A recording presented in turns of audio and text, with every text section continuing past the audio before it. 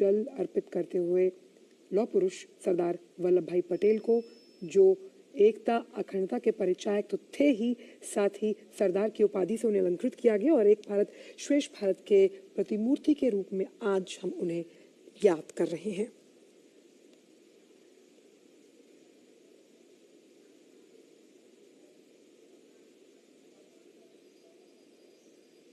सरदार वल्लभ भाई पटेल उन महान नेताओं और स्वतंत्रता सेनानियों में से एक, जिनके योगदान को आज़ादी के बाद भी भुलाया नहीं जा सकता और उन्हें भारत का लौह पुरुष, भारत का बिस्मार्क जिस तरह से कहा जाता है, युवाओं का आह्वान करने वाले, साथ ही साथ अन्याय के विरुद्ध खड़ा रहने की जो एक विशिष्ट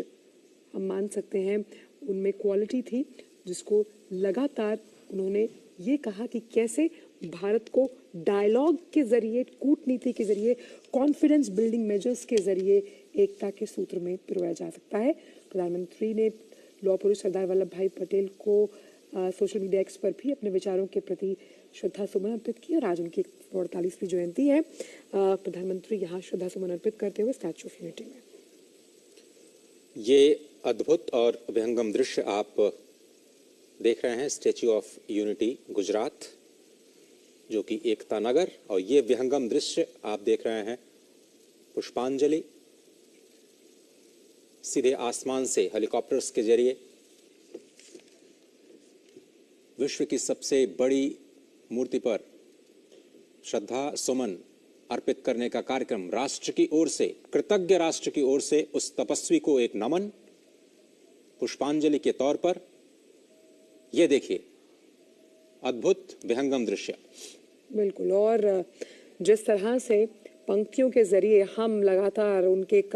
वक्तव्यों को, कथनों को, उनके विचारों को आपसे साझा कर रहे हैं, तो हृदय कोमल आवाज में सिंह सी दहाड़ थी। भारतीय राजनीति के प्रखंड विद्वान थे, शत शत नमन ऐसे महान व्यक्ति यानी सरदार वल्लभ भाई पटेल को, जो कि भारत की आन बान और शान थे। यानी कि जो दर्जा इतिहास ने कहीं ना कहीं देने में चूक की,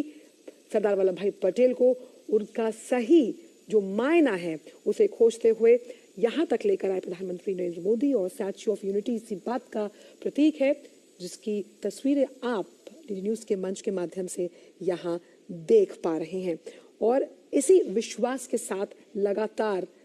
आगे बढ़ते हुए प्रधानमंत्री की कैसे, जब हम बात करते हैं स्टैच्यू ऑफ यूनिटी की तो कोई कॉपीराइट नहीं है। उन्होंने अपने एक वक्तव्य में कहा था, ये एकता का प्रतीक है जो समावेशी, सुदृढ़ भारत के सर्वांगीण विकास का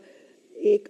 परिचायक है, और इसीलिए ये वो रास्ता प्रशस्त करता है जब हम बात करते हैं उस स्वर्णिम काल की, हम बात करते हैं आत्मनिर्भर भारत की, हम बात करते हैं अमृत काल की। और उस अमृत काल में आज जिस तरह से मेरी माटी मेरा देश अभियान उसका समापन है,